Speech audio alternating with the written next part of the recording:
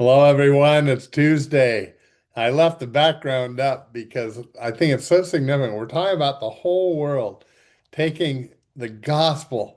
The Great Commission asks us to take the gospel, the good news of Jesus, to the whole world.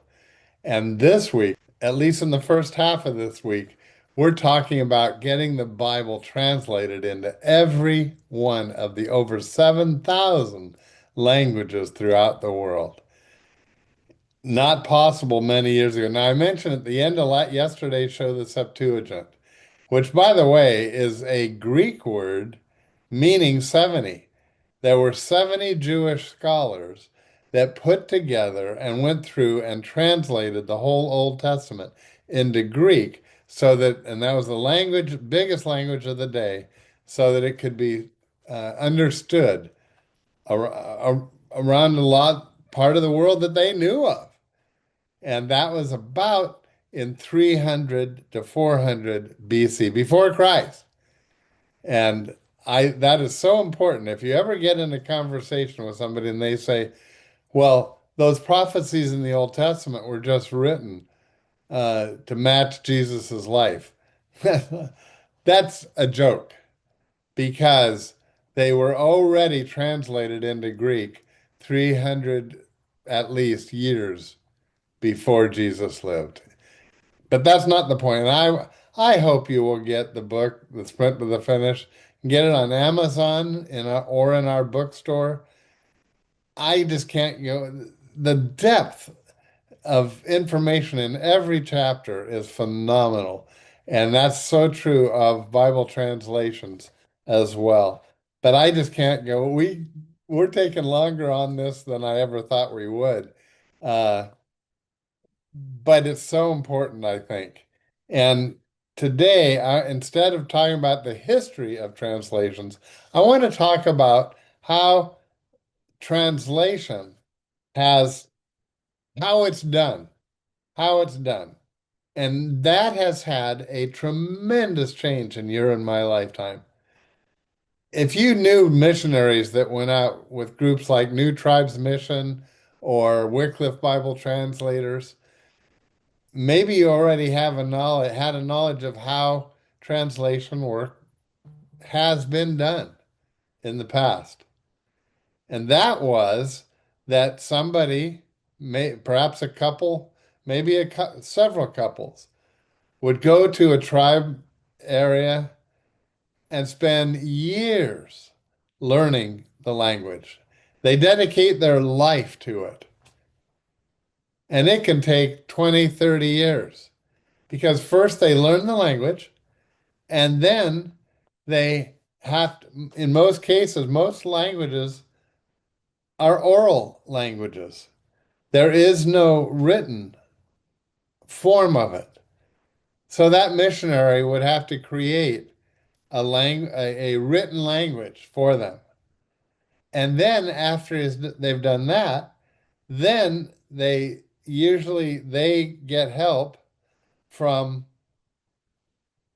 by then they've led some people to Christ, so they get with young believers and start translating the Bible into that language new to them, but the Christian of the tribe would know it. But here's the thing. Then it's in written form, but no one can read and write. So the next project is to teach the all the tribe to read and write their own language. It's in their own language, but it's all new to them. You can see where that process, a career missionary might be fortunate to get all those steps done and have the Bible in that language. And that's a huge accomplishment that was very much worthy of them spending their time because that put the Word of God into a brand new language, never before, where those people can understand the Word of God as their heart. So it's one, but you can see that is a painstaking way that could often get interrupted, by the way, by emergencies at home. Maybe their family, they needed to go home to be with their aging parents, perhaps, or many other things. And darkness would come back to that tribe. Now, today it is being, there is an explosion in brand new languages and brand new Bibles in languages.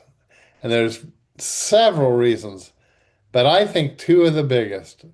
Number one, technology has changed it. Well, actually, I guess even before that, there was the realization that oral languages may not need to have written language to be understood.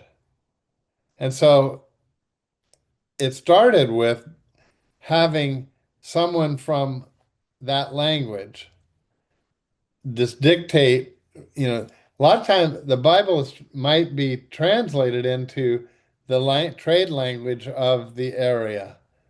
Many times it's English or Spanish, uh, Hindi, Swahili, Mandarin, and a person would speak that language, and of course they speak their own language. So they would read, of course, in the trade language and dictate in their language. But that was a slow that was also not ideal because let's say you were reading, even if it was divided by books, and you had the book of John. Well, to get to John 17, you had to listen through 16 chapters to get to 17. Technology changed that dramatically. And when the phone came along, and then now recently, there are ways that you can record the Bible and then go to that exact spot using your phone to find that language and find that chapter in the Bible, go directly to it, not have to listen to the whole Bible. Well, that made recording so much more effective.